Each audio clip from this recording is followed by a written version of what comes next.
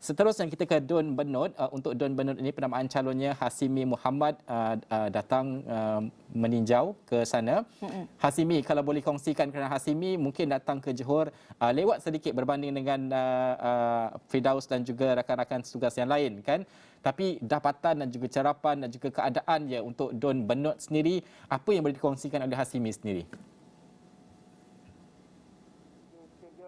Baik, terima kasih Najib dan Gigi di studio. Banyak telah pun Haji Nazri dan Firdaus Aziz kongsikan di don yang mereka membuat liputan ketika ini. Sebenarnya Najib dan Gigi sudah maklum bahawa kita berlintas langsung terus di Pontian khususnya untuk melihat kepada proses penamaan calon di Don N53 Benut. Namun apa yang terkini sebelum kita melihat kepada perkembangan proses siapa calon dan berapa penjuru yang akan bersaing di sini, sebentar tadi kalau dapat dilihat juga terkini sekitar 18 minit pagi kita telah pun lihat satu calon daripada Perikatan Nasional Datuk Isa Abdul Hamid yang juga ahli Dewan Negara Senator telah pun tiba di pusat penamaan calon Dewan Serbaguna Benut, yang mana kita telah pun melihat kepada kemasukan beliau bersama dengan dua lagi individu. Sebenarnya kita tahu SOP di PRN sebelum ini hanya 3 individu sahaja dibenarkan, iaitu calon, penyokong dan juga pencadang. Dan proses penamaan calon secara rasmi akan dibuka pada pukul 9 pagi ini sehinggalah pukul 10 pagi. Namun calon pertama telah pun tiba di pusat penamaan calon sebentar tadi adalah daripada Perikatan Nasional Ahli Dewan Negara Senator Datuk Isa Abdul Hamid.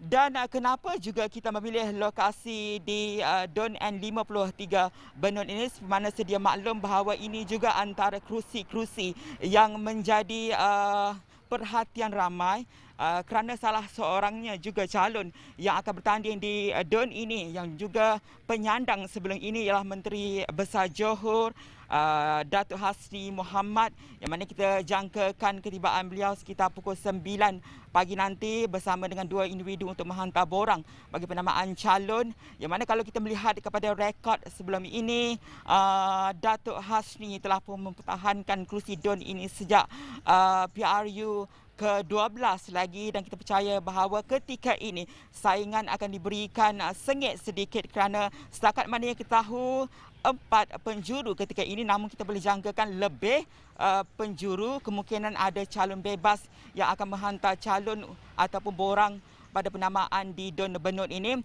di mana Datuk Hasmi akan ditentang oleh 3 lagi calon. Sebenarnya kita maklumkan Datuk Isa Abdul Hamid dari Perikatan Nasional, Ahli Majlis Pimpinan Keadilan Johor Hanif Elias Ghazali Hosman dan juga Iskandar Nur Ibrahim dari Parti Pejuang. Dan kalau kita melihat kepada jumlah pengundi di Don Benut ini yang terletak di bawah Parlimen Pontian, lebih 28,000 pengundi berdaftar yang layak untuk menjalankan tanggungjawab mereka pada pilihan raya kali ini.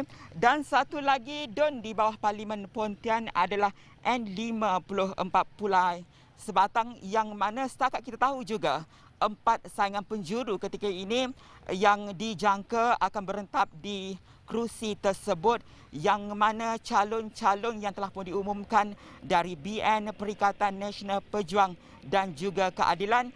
Dan kalau kita melihat kepada situasi semasa di sekitar pusat penamaan calon di N53 Benut ini, kita lihat terkawal, di mana telah pun ditegaskan oleh pihak SPR bahawa SOP-nya lebih kurang sama dengan 2 PRN sebelum ini. Kita lihat pada PRN Melaka, PRN Sarawak, tiada perarakan ataupun perkumpulan dibenarkan di sekitar pusat penamaan calon ini. Dan kalau kita melihat kepada pemerhatian kasar kita ini, ketika ini masih lagi terkawal sekitar 150 meter daripada lokasi saya berlintas langsung ini. Kita lihat sekatan jalan telah pun dilakukan oleh pihak polis dan juga pihak trafik untuk memastikan kelancaran proses penamaan calon hari ini. Namun perkembangan lanjut untuk kita melihat juga bukan sahaja di Don N53 Benut ini, tumpuan kita juga di beberapa kerusi-kerusi lain yang juga saya akan bawakan perkembangan langsung dalam buletin-buletin seterusnya. Namanya pastinya secara rasmi kita melihat kepada berapa saingan penjuru di N53 Benut ini, kita akan ketahui selewat-lewatnya jam 11 pagi ini.